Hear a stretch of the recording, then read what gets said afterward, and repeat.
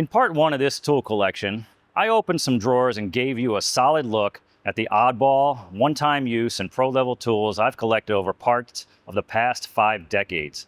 But we barely scratched the surface. This toolbox still has drawers I haven't touched, on camera or off for that matter. Some holding rare specialty tools, others packed with legacy equipment and custom-built solutions you won't find in stores. You wanted to see everything. You're getting it, from tools I fabricated myself to get me down the road with the job, to equipment I haven't used in years but can't let go of, and junk drawers I really need to clean out. This is the real deep dive. If you're curious what 35 years in the trade really looks like in tool form, let's get into the second half of this monster.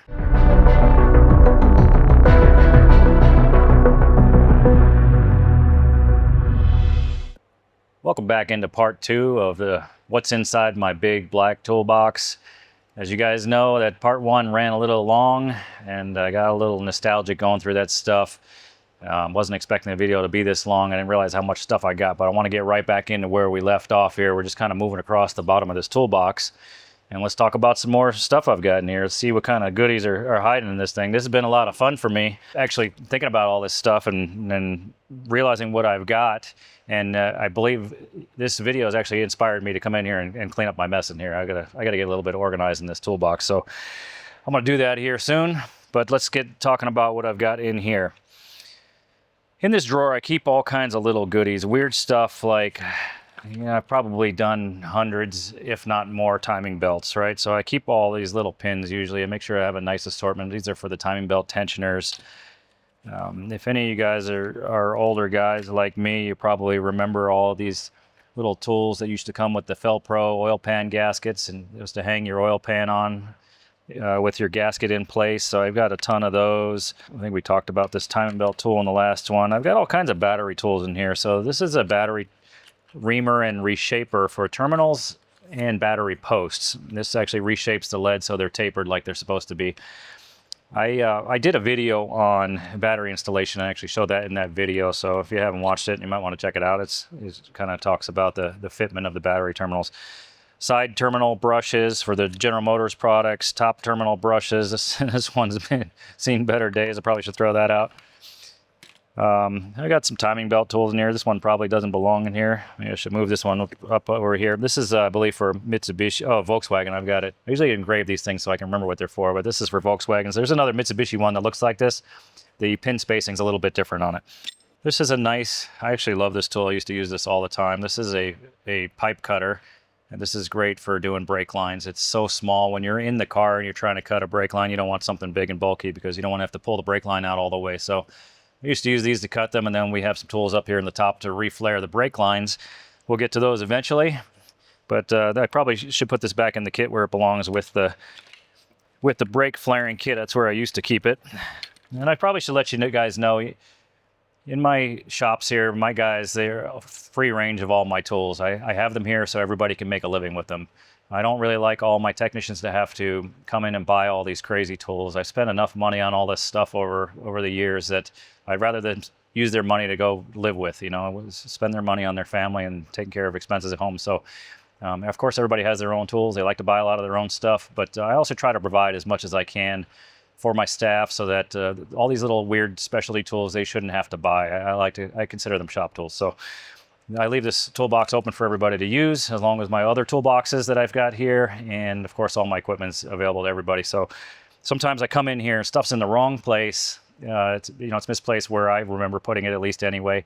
And I run into a little bit of battle here, and then of course the stuff gets extra junky. I make enough mess of my own, but when everybody's rummaging through your stuff, it kind of gets really messy. So let me see if I have anything interesting in here. About a battery terminal puller. These are kind of handy to have if you got a post that's stuck. You don't want to damage a battery, breaking the plastic case on it, trying to pry it off with a pry bar or something. So that comes in a little bit handy sometimes. This is a Ford clutch tool. And I actually want to move this out of this drawer too, but this is for doing those Ford clutches with a slave cylinder that's internal. This one releases the coupling on it. A little hose cutter. I don't know if this is even sharp anymore. It feels pretty sharp. This is good for slicing heater hoses and things when you want to pull them off without damaging anything. A lot of times you try to get a hose pick in behind by the firewall. You can't really get to it, but this is nice to cut those hoses and pull them off. This is all just miscellaneous nonsense. This thing's for installing spark plugs, so it's flexible. You put your spark plug in there and then you can just kind of turn the end of it. So for those hard to reach ones, this is kind of nice to get them started, and then you can get your socket on there and install them. Of course, you're doing spark plugs, you want to install them by hand first. Make sure all the threads are in. You don't want to cross thread a spark plug. It's a terrible thing to do.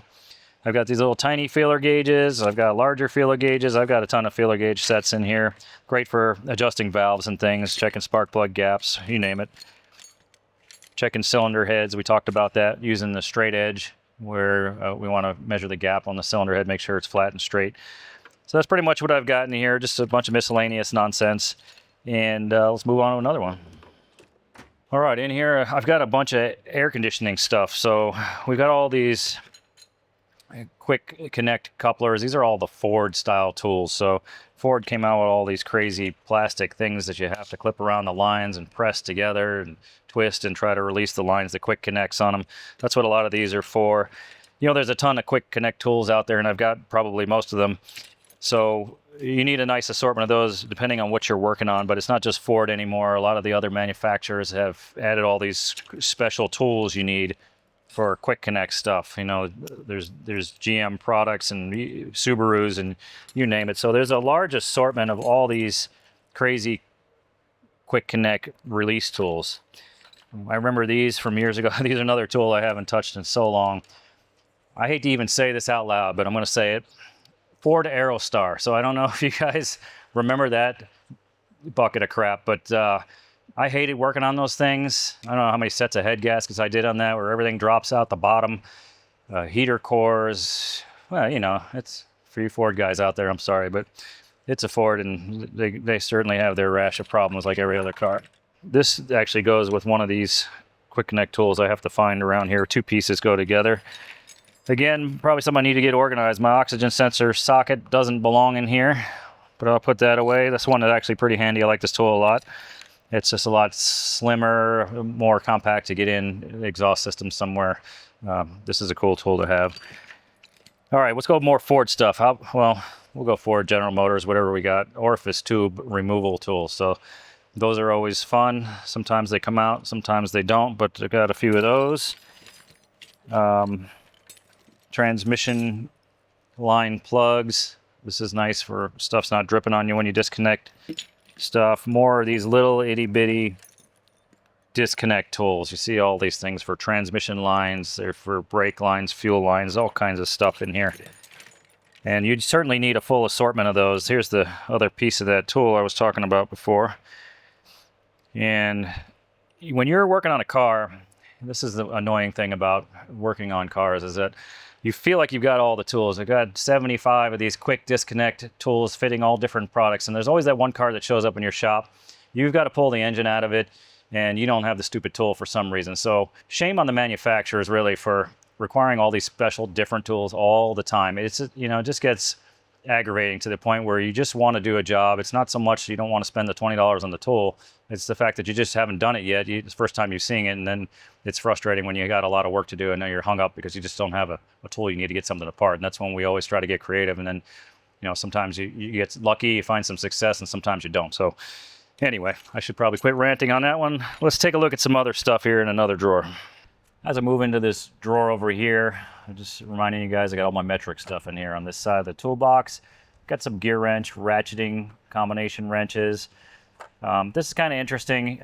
Somebody had made a comment in one of my last videos about starter tool sets, and I think a lot of older people my age started off the same way, where we bought these the larger Craftsman sets that had a ton of pieces in it, but didn't really give you a whole ton of value. A lot of it was like these little tiny pieces, little wrenches you barely use for anything. So I guess my point is I still have some of that original stuff from when I was 18 years old. I still have some of those original wrenches. They're still functioning. I can't say I use them at all. I've got plenty of other wrenches, obviously, but I still keep the collection here. I've still got them in these original trays that I bought, you know, however many years ago that was. So Again, a little nostalgia. I got a lot of stuff in here that I've collected over the years that I probably don't even need, but I just don't have anywhere else to put it. I've got tools at home, I've got tools at work, and I've got 3 shops, and I've got tools spread out among all 3 of them. So I've just got a large collection of stuff, and at some point I don't know where this stuff's going to end up, but anyway, I don't know where I was going with that. Let's keep going. I've got more of these metric T-handle, speed handle style Allen wrenches. These were cool. I used to take these to the racetrack with me when I had my motorcycle days. So these were nice for all the fasteners on the bikes. Here's another one, an interesting tool, another distributor wrench. I apologize for any of you out there that have never had to use any of these. Every car, it seemed like back in the 80s probably, or 90s even, had some weird special distributor wrench you actually needed to get the distributor loose to make some adjustments to the timing. So I've got an assortment of these lingering all over the place wherever they fit. Yes, so these, this is Ford Escort timing belt tools from the 80s. Now, again, I've never used any of these, and this one has this super thin wall on it because it was the only tool at the time that you could actually fit where you needed to inside the timing cover to get the bolts loose. So these are the more tools I should probably just throw over my left shoulder and make them disappear, but they're in here in this collection reminding me that I've been doing this way too long. Let's go to another one. Here we are on the American side. Next drawer over, I got another of that collection I told you about, my original set of wrenches from when I was a teenager. I'm going to go back to this fan clutch stuff. This is actually a pretty awesome tool by Osamacher Tools. This is a BMW fan clutch holding tool for the pulley. So this thing is absolutely essential when you're working on some of those older BMWs. I've got more distributor wrenches. This is missing the other half. It's probably somewhere in this box. This one was kind of a universal tool. What about this for an oil sending unit socket tool? Here's another one that I don't remember what it's for, and it looks like it would probably cost some money. It's fairly robust, but I'm sure it fits something out there, some car. I'll probably put some of these up on eBay and see if anything sells. Allen sockets, more larger wrenches. Sometimes you need these big wrenches. This one's 1 5/16. You get you some of the big bolts out, and then more of the original Craftsman Allen wrenches that are kind of hard to use. You can't read the sizes on them, especially me now. I can't read the sizes on them for sure, so I kind of like these sets better.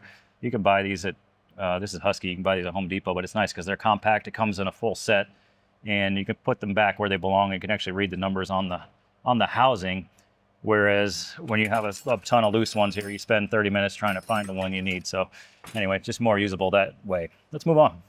So here's another example of a lot of my tools that have migrated to the other toolbox over time. I still have a lot of extensions in here. I've got a lot of duplicates of things. Sometimes you lose stuff and you find it, or misplace it, you find it. And so you also have your favorite tools. So like anything, when you work with a lot of stuff, there's always your go-to. There's that one particular tool. If I was to pick an extension, I might pick something like this over something the same size like this. So I talked about some of these tools here in the original video that kind of kickstarted this tool review thing here that I'm going through all my tools. But it's just important to have a nice assortment, a good collection of stuff. You can see here I've got some giant 3/4 inch drive extensions. I've got a couple of ratchets and stuff in that size too, because sometimes you get some really big bolts you need to break loose. I'm just going to quickly flip to this one while I'm here. Some more of the extensions are in here again. These are in the wrong drawer. This drawer used to be full of ratchets, so right now it's fairly empty. This actually doesn't belong in here either, but I used to have this drawer full of ratchets. Like I told you, I used to work out of a cart with no drawers in it, so I was just going to throw my tools in there that I wanted for the job. But as I've transitioned over the years to my style, my mobile tool cart, I don't put much in here anymore. Part of my reorganization, I'll probably utilize that space because the stuff up top's hard to get to without a step stool. In here, I always kept an assortment of files, punches, drifts, some pry bars. You always need a nice assortment of punches and chisels, and there's all kinds of punches and chisels, and you need all varying assortment of them. So Things like carbide burrs definitely come in handy. So this kind of becomes that type of drawer where it collects those things. But again, a lot of stuff's migrated to the other box, so it's not full of stuff like it used to be. In this drawer, I've got all kinds of clutch alignment tools. Now, I've done a lot of clutches in my life, and you know, a lot of the kits that now especially come with the clutch alignment tool to help you get inside the pilot bearing and align the splines of the clutch disc itself, get everything lined up nice so that when you put that transmission back in, it slips in nice and easy. So years ago, they used to make like a universal kit. I think that started with that, and over time, you kind of just collect some more of these things as you do more jobs. You end up throwing them in there, and you end up with some duplicates. I think I could see a couple right here. I could probably thin the herd a little, pass them on to some of the younger guys if they want them. Again, a lot of the clutch kits we buy nowadays, they come with a clutch alignment tool anyway, so you don't really need them so much. I've got a full assortment here. You see all kinds of oil filter cap wrenches. They fit just about everything. I try to label the popular ones, so some of them have some writing on them. Actually, the popular ones I've got in the other toolbox anyway. These are for the oddballs, the weird cars that you need something special for. Here's another drawer I rarely dive into. I think the pipe wrenches are probably the thing I use the most. They're handy for turning crankshafts and sometimes holding things. Pipes obviously are perfect for that. A couple of C-clamps and some miscellaneous junky bits that I've collected over the years. Probably should throw those out. I've got nicer bits in collections and part of the other tools. I keep let's see, this is a staple gun. It's good for doing any kind of upholstery type stuff. A lot of times that's kind of what I keep it here for. Motorcycle seat covers. It's fun. I used to do on my dirt bikes when I was younger. In here I got some Dremel tools. This Dremel tool's been around forever, but it still works, and I've got this neat little extension on it. So I don't remember what I was doing with this. I was trying to clean something out, but I obviously had an access problem, and this little extension comes in kind of handy for that. I got a hole saw set. These are great for working in door panels. A lot of times you need to cut a hole in something. Maybe you're doing a radio installation, you need to get through a piece of dashboard panel somewhere or something like that. That's what I usually use these for. You can see this kit's pretty beat up. I'm probably due for another one at some point.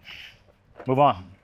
All right, unfortunately, this is a drawer we get into quite a bit, and this has all of my kits for rethreading taps and dies. So anytime we come across something that's got some threads that are messed up, we are obviously required to repair that before we continue on with the job. So try to keep metric and American sets in here. I've got some extraction tools here. This is for removing broken bolts. If I can get them out, I'll show you. Most mechanics can't function without this. I've got several different sets of bolt extractors. So once you drill them, you can hammer these in there and try to extract your pieces out of there. Let's see what else I've got. How about wheel stud rethreading kit and a file. I find these thread files to be better than just about anything else if you've got some studs or some bolts you need to clean up. So I really like these things. These have 8 different sizes on them, so different thread sizes, thread pitches, metric and American, and I think these are made by Matco tools, it looks like. And these things are super handy. I've used the heck out of these to clean all kinds of stuff up. They're great for lugs, studs, and things like that, just about anything. So these are super handy tools. Here's an interesting one. This is bringing me back to many years ago, but I had to, we talk about homemade tools, I had to weld this up. I cut off the end of a 1/4-inch drive extension, and I was working on a Jaguar XJ6, and this thing, we had to do a cylinder head gasket on it. I want to say it was an 80s Jaguar, and we had to, all the studs seize in the head. So in other words, so much corrosion going on around the head bolts. There's studs actually that are threaded into the block that I had to replace all the studs and had to twist them all out of the block and clean the threads up. And this is the only thing I could get to go down inside the hole, inside the engine block, to clean up the threads at the bottom so that I could put new studs in. So another homemade tool. More rethreading tools here. I've got tons of them. I mean, I've got all kinds of stuff that fit. Oxygen sensors. All the old GMs and Fords used to have these water connection, quick connect things that used to crack and break, and you'd have to extract them and then rethread them. So a lot of these are for that.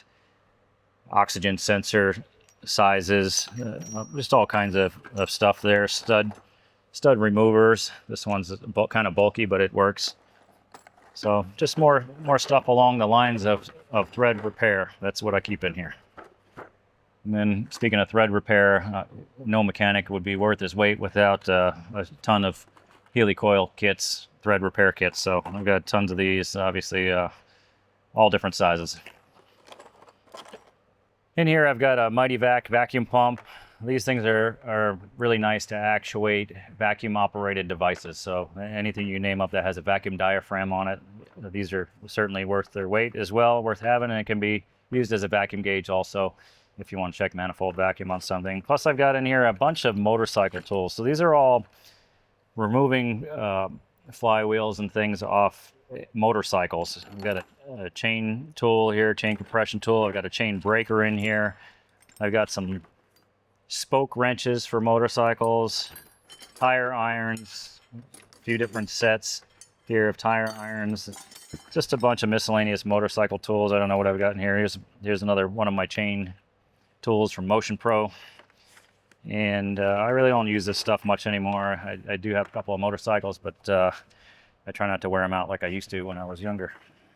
All right, as I move across here, we talked about some quick disconnect tools. This kit from Osamacher Tools is pretty nice. It's got a lot of the pieces that you need in here. I've got some here for the Toyota air conditioning lines. There's just a bunch of different ones, like I mentioned before. So it's a nice little kit that holds them all. And these are quality tools. Anything you buy from AST is usually really, really nice and something that lasts a long time. So there's a couple more here. These don't fit in the box. Some other ones that I told you I got annoyed with, that you got to buy them all separately. So try to keep them all in the same place. Obviously that didn't work out so good. They're scattered about the toolbox. You see in here I've got a bunch of fuel pressure test kits. So I've been through dozens of iterations of these over the years. They don't last forever. Pieces get lost, the hoses deteriorate. This is for a fuel injector cleaning setup. I've got some stuff here for continuous injection. I don't know if anybody even knows what that is anymore. We're talking about old 70s and 80s Volvos, Mercedes and things where they had a different style fuel injection on it called continuous injection. So special tools required to check the pressures on that, and all that stuff's kind of in here, but again, hasn't been used in a very long time. So in this drawer I've got a bunch of miscellaneous goodies. I told you these distributor wrenches are lingering all over my toolbox. The ones that I have left that haven't disappeared, they're here, and they're ready for me to put them all in one spot in the museum. So I've got those. This is great for crimping battery terminals, things where we're putting on new leads for alternator and big battery wires. So this is a great crimper for that. Does a good job of crimping the giant copper style connectors. I've got here a couple of these chain wrenches. Now, I love these things. These are really invaluable. This is a tool that should be in everybody's collection. Again, I want to reiterate, because this all started with that video about the portable toolbox, the one I wheel to every car. This is not something I keep in there because I don't use it all the time, but when you need this tool, you absolutely need this tool. So this should be in your kit somewhere. It's really fantastic. It conforms to some different shapes, although round is usually the shape that we use it on, some kind of crankshaft pulley or something. Just make sure, if you do get one of these, I usually keep some strips of belt that I can cover the crankshaft with, and then I try to not grab it where the belt rides, because this has a tendency to sometimes leave some marks on it. So just need to be careful with it when you use it, but it's an awesome tool and it's worth having in your collection. These here are just more serpentine belt style tools, and I have some adapters that go with these. Whoops, I just threw that on the floor. But there's some adapters that go in here, and these just help you. You can adjust this to some different angles to help you get around. I've got a few different styles of this type of tool lingering around. And this one works pretty good. There's plenty of other styles. It's definitely worth having if you're doing belts. There's a spring compressor. Again, it's got a lot of mileage on it. Looks like the threads are pretty worn out, but nice to have in the arsenal. Big ratchet. This is good too. I haven't seen this one in a while. This is a pipe cutter. So this is good for exhaust work, and this is made by Blue Point. It's actually held up pretty well over the decades. And it's adjustable, so you can thread this rod and adjust to the size you need, and you can cut a pipe with it. Now, there's a lot of other ways to do that, obviously. That's probably why this one's not getting used so much anymore. Sawzall works great. Cut off wheel, any of those types of things. All right, how about a rivet tool? This is great for doing work inside door panels. You know, all the stuff from years ago, everything was riveted. Mercedes likes to do that, all kinds of cars. So you got to have a nice assortment of big rivets, large rivets, and a large rivet tool in order to reinstall a lot of that stuff. So that's what I keep this for. And then you can see in here, I've got a collection of chains and hardware. Now, all these bolts serve a specific purpose for me. We put a lot of engines on engine stands, and if you guys are doing that type of work, you know what it's like trying to get an engine on an engine stand. You're always missing the hardware you need. So many years ago, I went out and I bought a nice assortment at the hardware store of the proper lengths, thread pitch, thread size, of all the popular stuff we work on in sets of 4, so that I could put all these engines up on stands. And over the years, a lot of these bolts go missing because they're not easy to come by. So the guys use them and they love them, so they put them in their own tool collection. I don't know if it's intentional or not, but they seem to have a way of walking away from my toolbox. But I still have plenty left in here. Just probably, you know, now when I go to use it, if I want to put an engine on a stand, I've got 2 out of 4 instead of 4 out of 4. Let's move over here. I've got a couple of torque wrenches. These are definitely something you need. This is an inch-pound torque wrench, 1/4-inch drive, and then I have another 3/8 drive. I've also got 1/2-inch drive. I got digital ones. I got the beam style ones. You definitely need a large assortment of torque wrenches. I think if you watch my torque wrench video, I even showed I have on the roof of this unit over here, I have a 3/4-inch torque wrench that's a few feet long, 4 feet long. So definitely for rear end work and putting center locking wheels on exotic cars, those types of things, you need a long torque wrench. So again, it comes down to what you work on, but how often do you use it? Rarely. When you need it, you need it. I was always in the habit of having my own collection of fuses, fusible links, relays, all those things. So I always kept them in my toolbox, because if you don't, that's another one of those items, just disappears, walks away. Everybody goes, as soon as they find out you have a stash somewhere, they want to get into it. And it's just convenient for everybody. It's not intentional so much, but a lot of times you end up back in your stash and most of the stuff's empty. But I never really move the stuff out of this toolbox, which I'll probably do when I do a full cleanup on this, and get these out of here and make some more room and put some tools back in. So it's nice to have a full assortment of those things. In this drawer, I've got just some miscellaneous stuff. This is ultraviolet dye cleaner. I've got a measuring cup. This comes in really handy for a lot of stuff, but I usually use it for air conditioning work. I want to make sure that I'm putting in the correct amount of oil in the air conditioning system, so I like to be able to measure that precisely.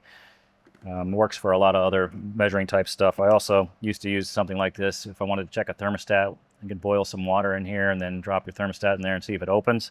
It's made out of glass, a Pyrex device, so it's nice in the microwave. I've got some activation tools for TPMS. I haven't used this thing in forever. I've got better tools now. This is an old style tool. We've got all the modern stuff that works a lot better with all the new sensors. So that one doesn't get used much either. And then I've got a collection of manuals in here. Now, I think I've mentioned a couple of times I was into motorcycles, and these are all motorcycle books. I took a lot of motorcycle courses when I was younger, got certified to work on motorcycles, so I just kept a lot of that stuff. I like to have those reference materials. To me, they're invaluable when you need something. And like I said, I don't really do much of that anymore, but for some reason I still feel nostalgic about these things. I got to hold on to them. So, all right, so this drawer, this is housing my original Snap-on scanner from 1902. So this is what we used to call the brick. Now, if you look on here, you notice I've got some buttons upside down. That's because my yes button got so worn out, I couldn't use it anymore. But I was so excited to buy this tool when I got this. I was probably, I want to say I was probably 21 or 22 years old when I got this. And it was like the bee's knees when it came out. It was the hot tool. And I literally dropped more cash than I possibly could afford to buy this thing. I bought all these cartridges with it. Came with the European cartridges, the Asian cartridges, the American cartridges, all the troubleshooter cartridges. It was awesome for all the cars back in the 80s and up into the 90s. It still worked for as I updated it. But as we came into onboard diagnostic second generation, all this went bye-bye. So it was still nice to have around. I actually still use it from time to time. If we get a car in from the 80s and early 90s, this thing will still connect to it. It barely works, but it does function. And you can't really hook up any of the modern scanners to an older car. So it's nice to have around. It's still working. The problem is it always came with a million of these connectors. One for, this is a Ford 1A connector. This one says Honda 1. We got the Nissan one. There was a Nissan 2, the GM connector, the 12-pin, Ford connectors, Mazda connector. It came with just a giant assortment of stuff. which you needed back then, but we just don't really need it anymore. But I'm not getting rid of this tool.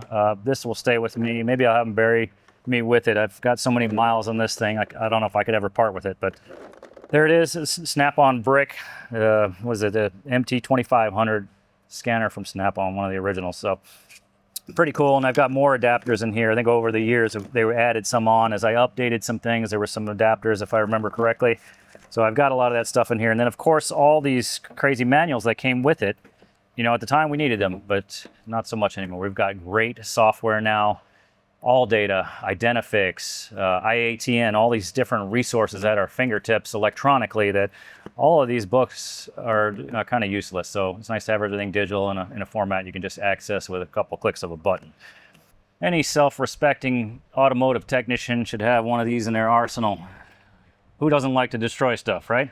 So Sawzall is always critical, doing exhaust work, those types of things. Sometimes you just need to cut some stuff out of the car, create some access, maybe replacing some things. It's easier to cut some stuff out, the old stuff, than it is to take it out. So, you know, the junkyard likes this and the torch. That's their favorite tools, I think. If you work in a wrecking yard, you know what I'm talking about. Of course, the blades. And I've got a lot of fuel pressure test stuff in here. It's a continuation of this drawer that was above it. More test kits. I can show you some of these. You know, I've been through so many iterations of these. This is Mac Tools. And you can see the glass that's broken. A lot of times the gauges go defunct, they stop working. And then all the crazy adapters that go with it. And again, these are things, if you want to check fuel pressure, especially on a modern car, I can tell you years ago, we had a nice period for a decade or two where they gave us a straighter valve, an easy way to connect to a fuel rail on a lot of cars. And then they started going away from that again. And now we've got direct injection. Obviously, it requires new tools and it's more complicated. Some of them are reading fuel pressure through the scan tools now. So a lot of times you don't need so much stuff, but you had to add these types of connectors on over the years. They started adding more adapters, and you know, it's just the nature of this business. You're constantly buying tools, and then old tools are they're becoming obsolete, you know. So as technicians, we just can end up saving everything forever because you never know when you're going to need it, and it's always right after you throw it out, right? In this drawer, I always keep a lot of my cooling system pressure test adapters. So, you know, I've got the old school stuff here from Snap-on. It only comes with a couple adapters. You know, there was a time when we didn't need much. Now everybody's got a remote reservoir with a special threaded adapter, a special cap required for it. So I've got a lot more of these tools lingering around the shop. You can see all these different style adapters they give you. You know, they're all different colors, different shapes to fit different caps and reservoirs. There's all this nonsense that you have to buy if you want this pressure tester to fit on all the cars. I think this was some GM something. This was good to test the caps with. So you can see I've got many of these pressure testers. They don't last forever. This one's a universal style, so you can actually inflate the bladder on here. This thing's so deteriorated, I don't think it'll ever work again. Probably should test it out. But we've got better tools now, some other tools that we can use as well. So sometimes, again, this stuff gets relegated to the archives, right? That's all I've got in that one. Guys, I'm really happy to share all this stuff with you. This has been exciting for me. It's been a lot of fun because I love tools and I love talking about my history, my past. This has been a really cool, nostalgic experience for me. So if you guys are enjoying this content, let us know. I want to create some more for you. I got plenty more tools up here on the top of half that we got to go through. I don't want to do that quite yet. You guys let me know what you think. I really want to hear your stories too. I want to know about your tools, things that you like, things you think I should have. Let's open the conversation up a little bit. Let me know what you think about the collection I've got in there. And I told you I want to do a cleanup on this thing, and you know, maybe it's time for me to get rid of a couple of things, or maybe I should just hold on to them. I don't know. They're not hurting me any by storing them in this box. I've got lots of other toolboxes here that I could fill with junk. So thanks for watching. I got plenty more content. Check out this next video over here. Don't forget to like, subscribe, ring the bell so you get notifications. You know, we release a new video every Thursday. At least that's our intention, and we've been solid so far. So stick with us. Thanks for watching the OrtoTech Garage. We'll see you in the next one.